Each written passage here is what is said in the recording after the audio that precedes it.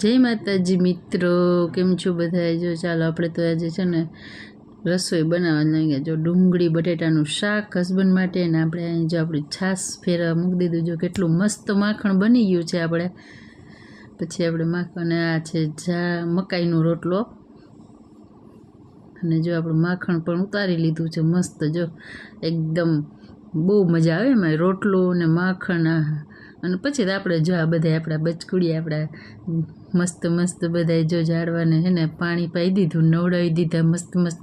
આને મિલિયન હોતો જો કેવો લટકાઈ દીધો દોરી ઉપર, કીધું તું અહીંયા જ લટક. પછી આપણે એ બધું કામ પતાવી લીધું, અને પછી આપણું કામ લઈને બેસી ગયા જો કટિંગ કરવા બ્લાઉઝનું. પણ એમાંય પણ કાપડ ઘટ્યું, એટલે પછી કીધું છે થયું ચાલો એ રાખી દો સાઈડમાં.